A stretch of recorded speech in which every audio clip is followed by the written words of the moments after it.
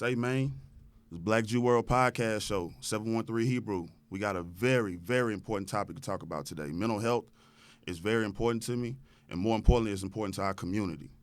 I'm going to read out a definition to y'all. Tell me what y'all think this is. Over-the-top image, lack of empathy, need for admiration. They may believe they're more attractive, intelligent, talented than they actually are, and they expect others to treat them accordingly.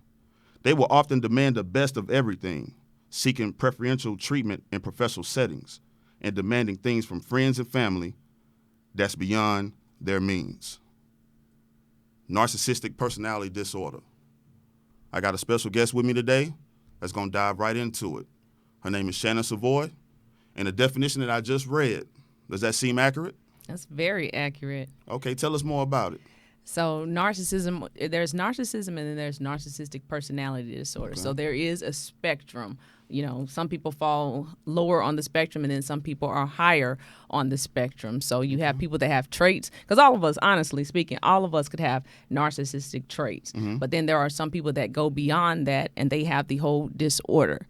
So if you're talking psychologically, and you know I don't talk psychologically, just a little bit, but I don't diagnose narcissists. I discern spirits by the power of the Ruach HaKodesh, right? Okay. So there are some people that have the full-blown disorder and then some people that have the traits. That's the Holy Spirit in Hebrew, in case any of y'all knew that. Didn't know That's that. right. That's right. Okay.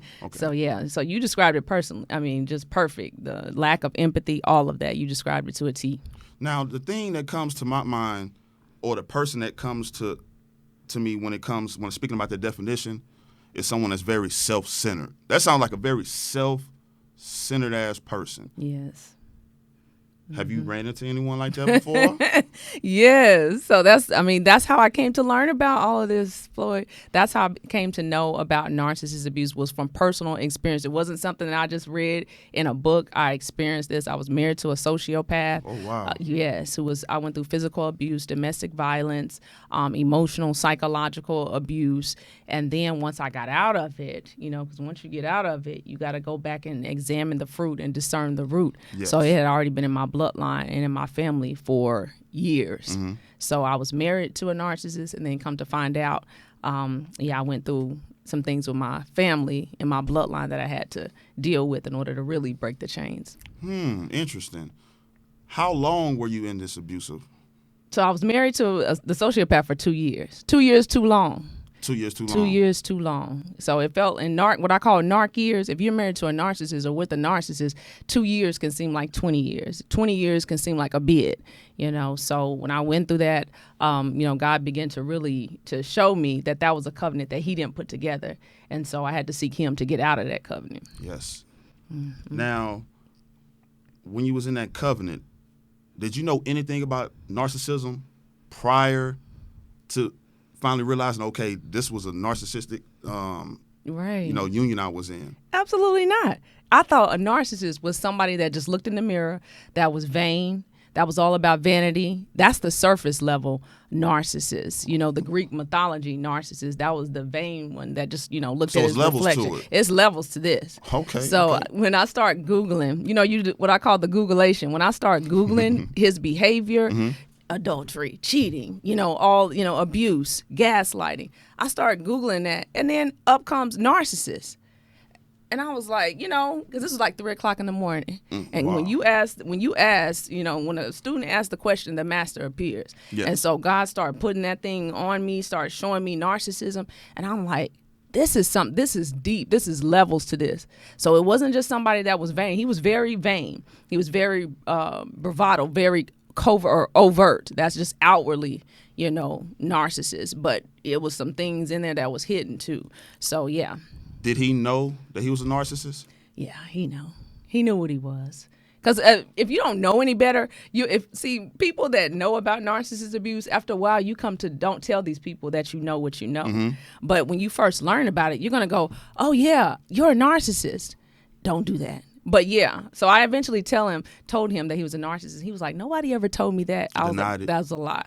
Pathological lying. I could just imagine that was a dark journey that you had to go through. Who? how did that change your identity, or did it change your identity? Yeah, because I never knew my identity. If I knew that I was a child of the Most High God, if I knew who I was then, I would have never been in a narcissistic relationship. But when you don't know who you are, it's essentially to being like in slavery.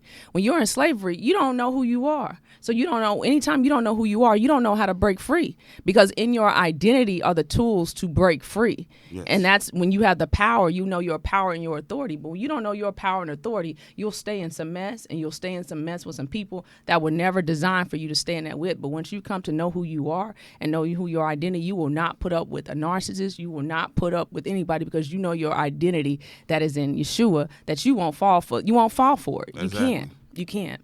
And it was 2 years in where did you have to muster up the strength? Where was your family at in this situation? Because I know plenty of people that say that they deal with narcissism in relationships and marriage. Right.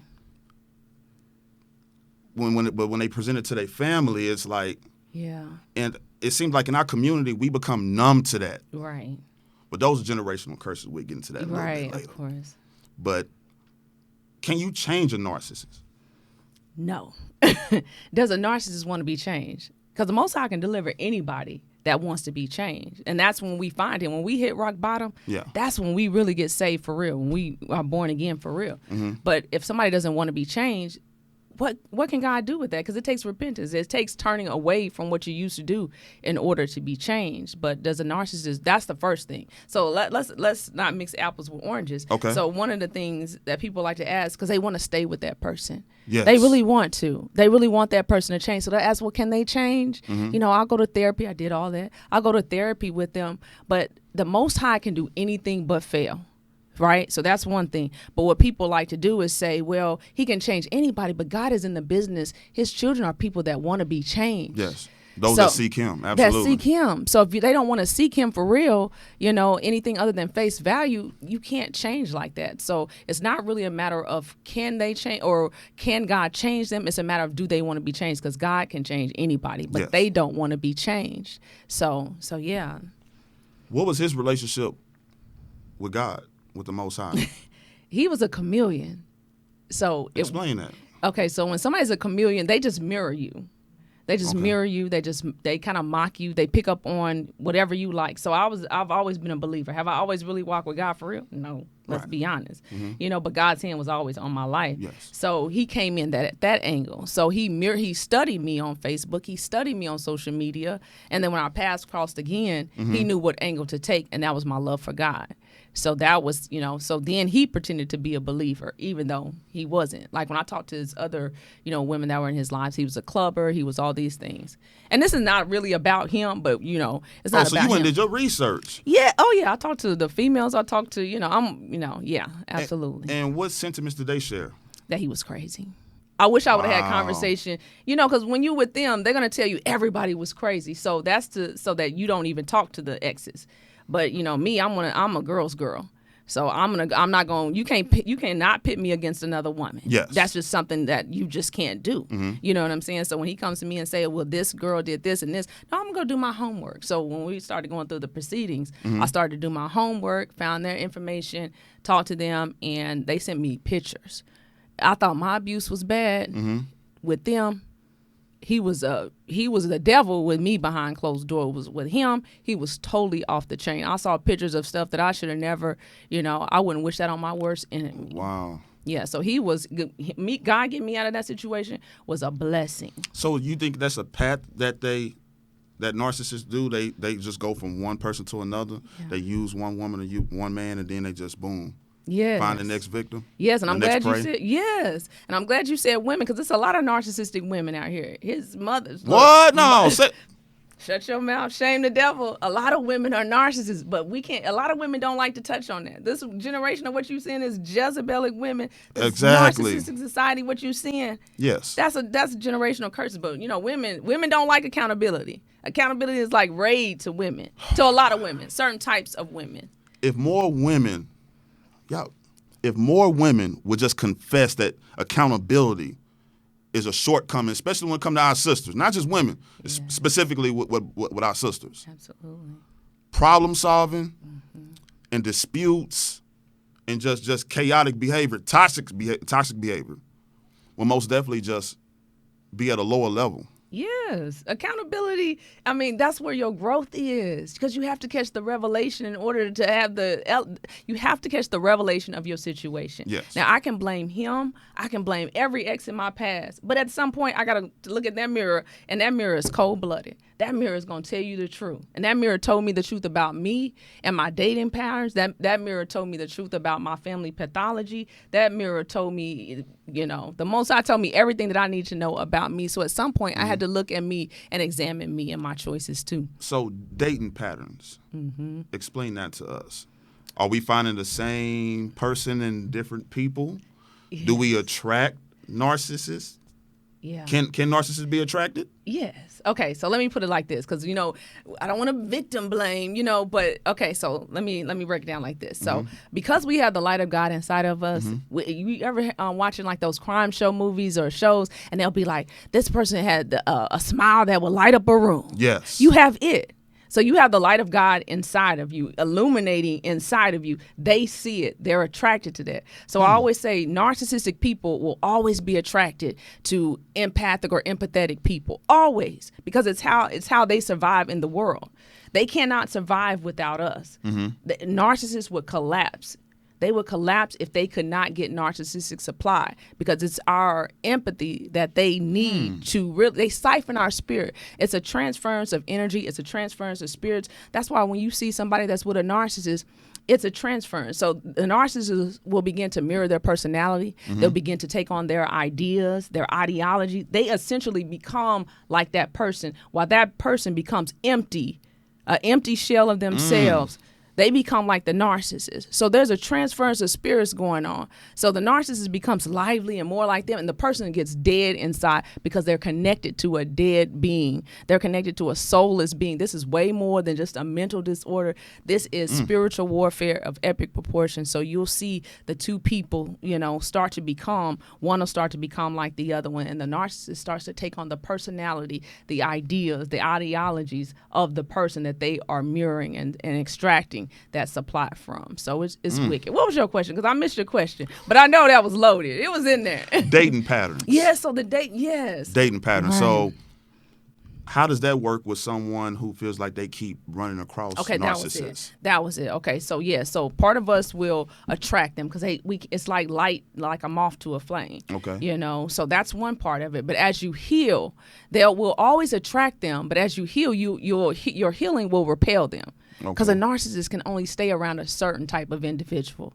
It can only stay around somebody that does not know their identity or does not walk in their power. Because the moment you begin to critique that narcissist or tell them the truth, they're going to leave you. Because they can't handle you can't handle the truth. Yeah. They can't handle the truth about who they are. Is that when they become victims? Yes. They're either the victim or the hero.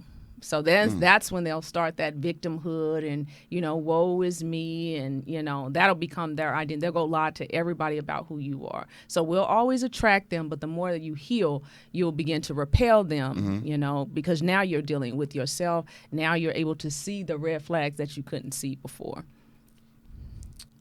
Can you pass it down to your kids? Ooh, yes, because it's spiritual and it's psychological. So now we can talk about generational curses. Yes. Because that's important, especially with us as Negroes.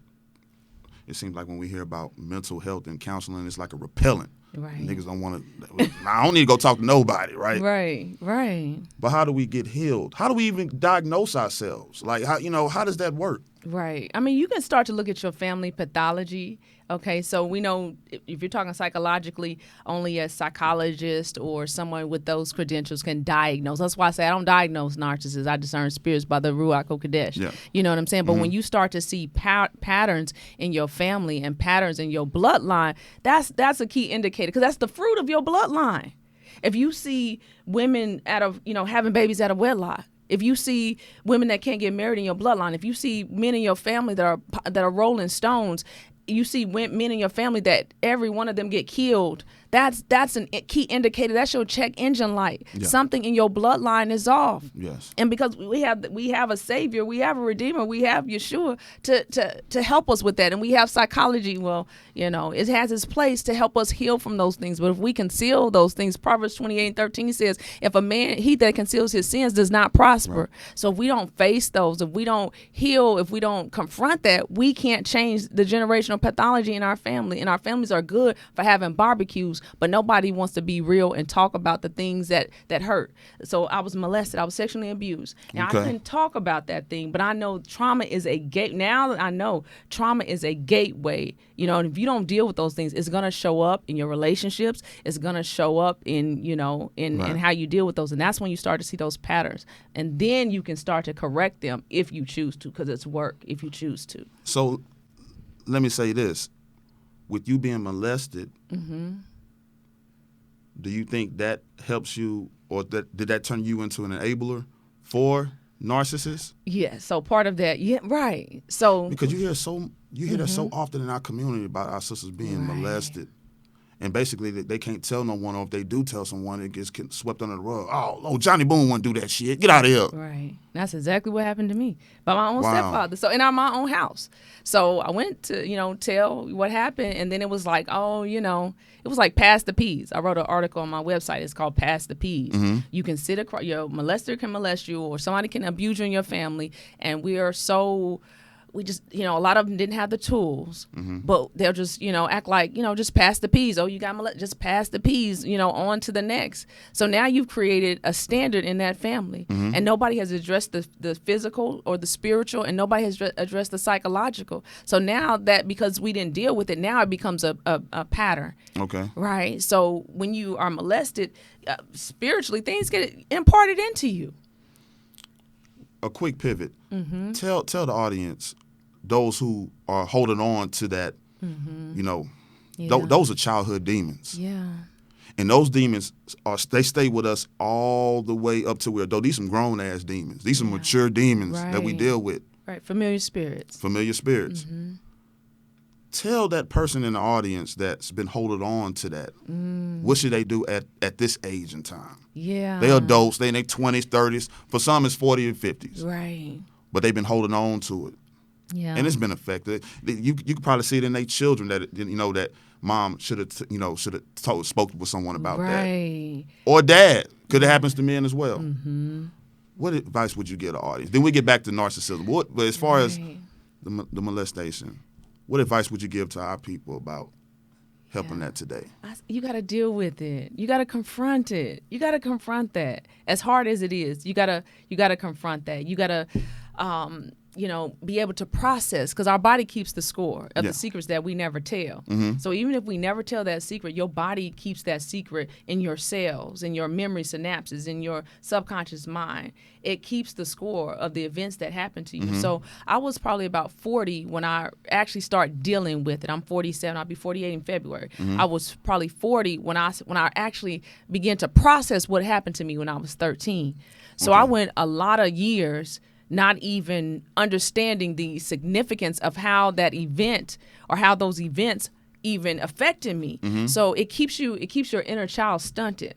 So now today we have a lot of adults and we have a lot of children in adult bodies. Yes. So you can look like a grown man, I can look like a grown woman and be internally and spiritually be 5 years old, stuck at the age of the trauma. So that's what we see today. So if you don't deal with that, all you're going to do is pass that mentality, pass those spirits, pass that mindset to your children. And you know what? The thing about secrets, they come out in the wash. So even though things that happened to me, I had to tell my children, and I'm very open. My daughter's here with me today. I'm very open with my children on what happened to me, because one way or another, your secrets will find you out. Yes. So deal with those secrets. If you don't believe in counseling, like I'm a coach, I'm a narcissist abuse awareness coach, or recovery coach, get you a coach. I had a therapist, a coach, because I needed help. Yeah. I needed help, Floyd. I couldn't do this by myself. It's some things that are just beyond our capabilities. And I had to admit to myself that, man, I'm kind of jacked up.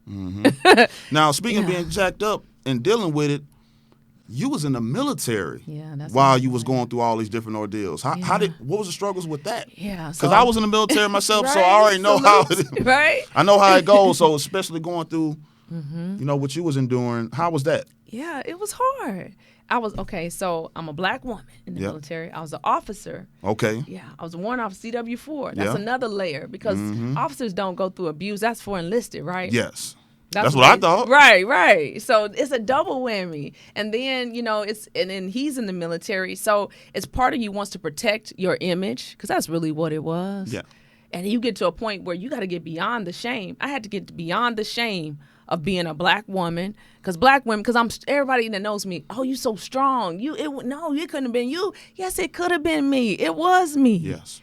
So even in my strength, I still had issues because my inner child was unhealed. Mm-hmm. So because I went through certain things and wasn't able to process that, I didn't have a safe space to unpack all that. So that got reflected in my choices. So I had to get past the shame of being a black woman, past the shame of being an officer in the military, going through all this stuff. I had to get past the end of me to begin my journey. And then that's when I called the domestic violence hotline. And the next day I went and they told me to, get a restraining order. And that night, and that's in the book. Oh, you got a book. What a book at? Tell us about the book. That's in both of these books. I talk about rising above narcissistic abuse. You can find this on my website. We'll talk about that later. Shameless plug, right? Okay. I talk about the journey that me and my children had to take to get out of that situation. So I had to get past the shame because a lot of people are ashamed of going through this. Mm-hmm. And when I came out and told my story, because I posted on Facebook, people would say, "Oh, I went through that. I went through that. Mm-hmm. Men, I went through that. Yeah. My husband went through this. My husband now went through this." And I'm like, why don't we talk about this? So your husband now was with a He was with a woman? Yes. So y'all got some things Yes. in common, huh? Right, exactly. So he has a channel, I have a channel. We both talk about this, and then we co-labor together. Oh, praises. Yes. So, yeah. But more people could heal if they didn't try to conceal what they went through, and then it would help. I didn't go through all of this to sit on this and be quiet about that, because narcissist abuse robs you of your voice. You're supposed to go back and help somebody else go through what you went through. But that's why a lot of people aren't healed, because we go through it and then we sit on it and we be quiet. That's what we do. We sweep it under the rug. How much strength, because I know you had your daughter here, how much strength did you find in your kids when you was going through? Now, okay, you're in the marriage. Now you realizing, okay, it's time for me to get the F up out of here. Yeah. During that process, how were your kids? Did they know during the process? Yeah. Or was it kind of something you told them later? Yeah. So my son, he was a little younger than my daughter. So I try to shield him from a lot of stuff. Okay. Now my daughter, at the end, like, she knew something was wrong. She knew something was wrong from the beginning. She's very she's prophetic and has a lot of discernment. So she knew something was wrong with him before I did. So sometimes your children will tell you things and see things that you don't see. Did she warn you? She didn't warn. I probably wouldn't have listened to her anyway at that, because I was blinded. I was under witchcraft. I was under deception. But, it was things that she would tell me. Now looking back, I'm like, oh, she knew all along. Yeah, so when it was one thing to abuse me, but when he started, like, getting...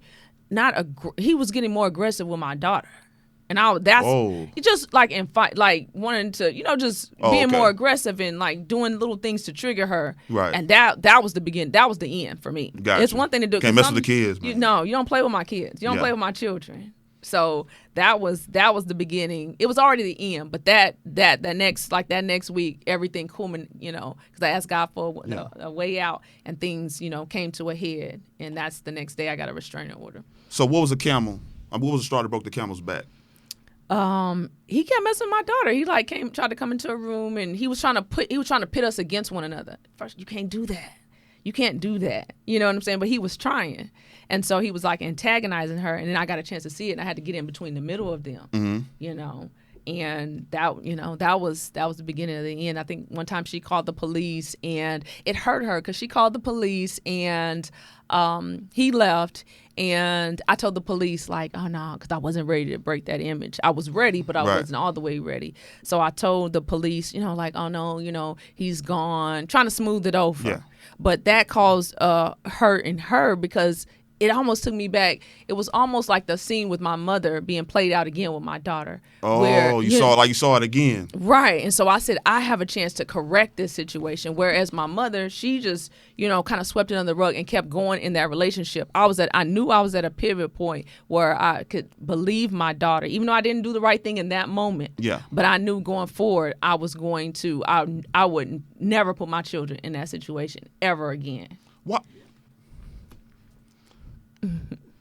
How do you feel about women who stay in situations like that and choose that person and that behavior over their children, their families? It's so funny you just said that, okay? Because I just did a video today, and it's going to be released on Saturday, about when you're with a narcissist and you choose the narcissist over your children and your loved ones. That's the title of it. Oh, yeah, I got to tap in on that. Yes, I'm talking about the Shirley Strawberry story with Steve Harvey. And in that, I always look for lessons learned, right? Right. And in that, I could see the narc in the middle. I Yeah. could see a lot of parallels, not for salaciousness or to be gossiping about somebody else's life, because who am I? Right. You know what I'm saying? But to learn the lessons. And I could see how a suspected narcissist, alleged narcissist, has been in the middle of her relationships. And so, yes, you can see how when somebody is in this, they're under deception. Okay. They're under deception. They're under curses. They cannot see what they are doing until that fog is lifted.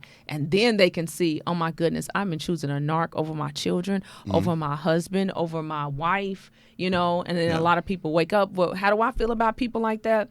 I understand it, but it's not right, and it's going to come back to bite you. Yes. That's the thing. I'm going to always tell you the truth. It's going to come back to bite you if you choose a narcissist over your loved one. It is. I got a hard question for you. Okay. Have you forgave him? Oh, yeah. Okay. Yeah, I don't block my blessings for nobody. Y'all hear that? Y'all hear that? Don't let now person out here block your blessings, holding you harboring hostage Right. to the evil and demonic things that they have done to you. Yeah, I forgave him. Listen, I've always, like my stepdad, Melissa, I'm always forgiving. I've never had a problem with forgiving. It was harder for me to forgive myself. That's when I went into depression after this, because it was harder for me to forgive myself than it was to forgive the people that hurt me. I've been going through life forgiving people that hurt me. Yeah. It was harder for me to forgive myself. I get emotional with that because I went through a lot with that, and I went through a lot of depression behind not forgiving myself. So I had to learn to love myself and give myself that same grace that I give them. All praise. Give it to myself. So I don't let nobody. Listen, the Most High gonna deal with you. He hit harder than me. Okay. God hit harder than any of us. So I let God, man, and I got justice in that situation. Beyond what I ever expected. So, and then by the time you get justice, if you're bitter, that will eat you up. I wouldn't be sitting where I was if I was still angry with that man or my family or anybody. And God has been too good to me to allow anybody. God gonna deal with them. Y'all hear that? Yeah, and God don't play At all. So you got away from this situation, from this person. How was it to love again? Because you say you got married. And the same thing for your husband. If he was here, I'd ask him the same thing because he went through similar situations. So trusting again, how's that? Hard. So I went through, I abstained. I had to go through I went through a lot of therapy. I went through a lot. It was just me and my children for a while because I had to work on me. I forgave him, I forgave myself, and then I had to work on me because I said, God, it's some things I will never go through again. Yeah. I'm a quick learner. Yes. It don't take me, I'm a quick study. So once God showed me something, I'm like, okay, I got to catch the revelation, because without no revelation, there can be no graduation, there can be no elevation. Elevation, yeah. That's right. And I knew I had to elevate. I was called for more. Yeah. So I began to soul search and learn how to trust myself. And God showed me, he would keep asking me, do you trust me? Do you trust me? Do you trust me? And I'd be like, oh, God, not really. So I had to tell him, no, God, I don't really trust you, and I had to just be honest with him. that I was not at a space ready to trust him. And then he would show me little by little. And I was like, okay, God, I trust you. Because your measure to trust, I learned, is really the measure that you trust God to recover you from whatever anybody does to you.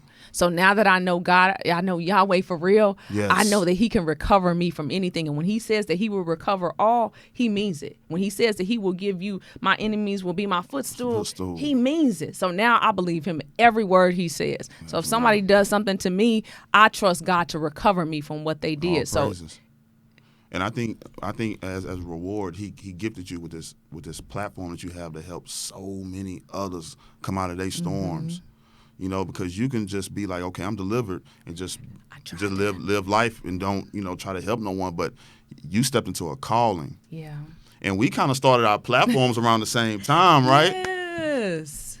It's like I blinked, and then when I glanced back at your platform, it's like you're everywhere. Yeah. And that's the Father. It is. That's the Father. Nothing but. So can I hit on that point? Go ahead. Because somebody needs to hear that, right? I tried to. I was like, oh, I'm healed. I'm remarried, and that's when I learned to really trust. I said, I'm remarried. I can go somewhere and sit down, God. Now I can go back into corporate America. God was like, who said that? He was like, who said that? I didn't say that. That's your plans. My plans are better than your plans. So that's when I said, okay, God, now my will be done, but your will be done. And his thoughts are not our thoughts. That's right. His ways are not ours. So I said, God, your will be done. And that's when that began my journey. My life began to change like that. Just like that. And you look back since, huh? Nope. Okay. So look, I'm gonna ask you about 5 questions. You got to answer them quickly as possible. Okay. We're gonna have some fun, right? We're gonna have some fun. Okay. First question: what attracts narcissists? High empathy, low boundaries, no boundaries. Is narcissism used as a control mechanism? Narcissism or narcissist control? Yes. I hope I answered that. Okay. Is one of those control mechanisms like being manipulative? Yes. Gaslighting, love bombing, all of those. Absolutely. The enabler. What role does him or her play? The flying monkey. The flying monkey or the blind monkey? Both. That's a good one. I'm going to start using that one. The blind, the fly. Because anytime you're with a narcissist, you're going to have enablers around them. A narcissist cannot do what they do without a team of people around them that enable them to do what they do. So flying monkeys, they gonna get it unless they repent. They're going to get some of that judgment too. I tell you what, I've learned so much about narcissism today because, I was just talking to someone about this. It seemed like, everything's so trending now. Like for the past year or two, it was everybody being toxic, right? It was a toxic thing. Yes. And now here comes narcissism, right? But you're an expert in your field. Yeah. And it appears that you're an expert in it. And I know you find pleasure in helping others. So the last question I have for you is, and you can look at the camera and tell them, okay, what is your message to those who suffer in silence? Oh my goodness! What is my message? Okay, they watching it right now. Right. They got tears in their eyes. They can't wait till they do get home because they finna throw something at them when they get in the house. What's the message you have for those who suffer? Can I be real and raw? Because there was a season, okay, in the ecclesia that we told people to stay and pray. They wrong for that. There is a difference between a godly covenant and a demonic covenant. God will never send you a narcissist, but the devil will. Okay? We are in Exodus season where gone are the days where you can tell somebody to stay and pray in abuse. Have you seen what is happening? The fratricide, the femicide. People are getting killed in these demonic covenants. Why? Because you're in covenant. You're not in covenant with the Most High when you're in these unions. I'm going to be totally honest with you. You cannot be in a 3-chord strand with God and the devil. So because of the dispensation that we are in, it is time for you to make some decisions, to go into your prayer closet, ask God what he wants you to do. Did he send this person to you or did the enemy send you? Because gone are the days where you can play. So I'm going to tell you as a coach, if you know that you are with somebody who is narcissistic, sociopath, whatever the title is, I know it seems trendy. Floyd just talked about this, but this is more than a buzzword. This thing can kill you. And that person is sent on assignment to hurt you. So it's not your job to save everybody. Take your cape off. He or she don't want to be saved. Do you understand me? So take that cape off. Go to God in your secret place and ask him what he wants you to do. If that is not sent from God, all right, it is time to make some decisions. Gone are the days of stay and pray are over with. Too many people have gotten killed, and I say not on my watch. So go to God, ask him, don't play with your life. Do not play with your life because you don't have another one. All right, so I would say, look, you got some choices to make here, and most of the time it's going to end with you getting out or something happening to you, and I don't want that for you. All right, so go to God and don't play with your life. Don't play with it. Don't play with it. Don't play with your life. Seek the Most High first. You're supposed to be doing that anyway. And yes. Seek him early, and seek him, and ye shall find him. That's right. Where can they find you? I'm around, okay? I'm around. All right, first of all, my website is www.narcfreeliving.com. You can find me on TikTok.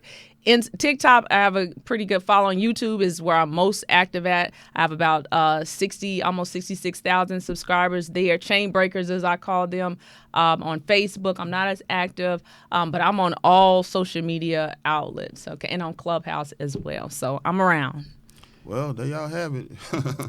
If you don't know anything about narcissism or identify what a narcissist is, please tap in with this lady right here. She's gonna point you in the right direction. One of the most genuine people I know, and I've met her when she was going through her storm. Yes.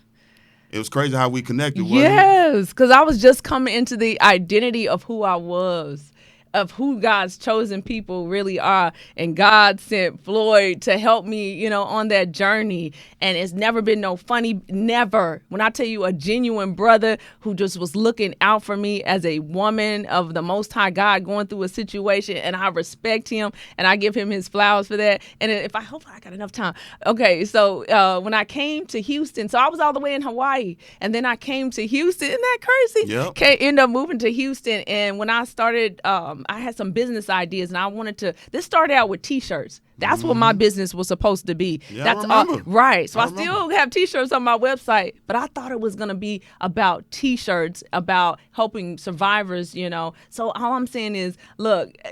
God will send you destiny helpers, and Floyd definitely is a destiny helper for me. So we sat down at a restaurant, and that's when I came up with my logo. Mm-hmm. That's when I came up with my brand, my name. He was like, I don't know about that one. He was like, I don't know about that one. So I went back to the drawing board. So he was like a business coach, a business mentor to me at that time. Yes. So I just really appreciate it. I believe in giving people their flowers. So I salute you today, and I thank you for everything and for having me here. Oh, you're welcome. You're welcome. It's been a pleasure. Any last words you want to tell the audience? I say, like I always say, examine the fruit of your life. All of our lives bear fruit. If you don't like the harvest, when that harvest came in, because I had sown seeds into the wrong kingdom and to the wrong people, and I didn't have boundaries and standards for myself. So if you don't like the harvest of your life, look, it's time to reevaluate some things. It's never too late. I'm going to tell you that. I don't care. I have clients that are 60, 70 years old, and they're just learning about this thing. So it doesn't matter how old you are. It doesn't matter, because abuse doesn't care about demons don't care about your degrees nor your pedigree. None of that. Do you understand me? So you have to look. It doesn't matter. They don't care about any of that. So the more you confront those things, the more you'll heal, and the greater chance you have for being narc proof. All right. So my slogan is, let's continue to break the chains of narcissist abuse. And when you get out of abuse, you're breaking one link at a time for your generations, for your bloodline, for your children, for your lineage. And it begins with you. And all it takes is one to stop the cycle. There you go. Now, look, I got a slogan, too. She got a slogan. I got a slogan, too. If you in a situation like that, start making moves in preparation to escape, to leave. Heartbreak is better than years of heartache. Amen. Cut those ties now. BLKJEW World Podcast.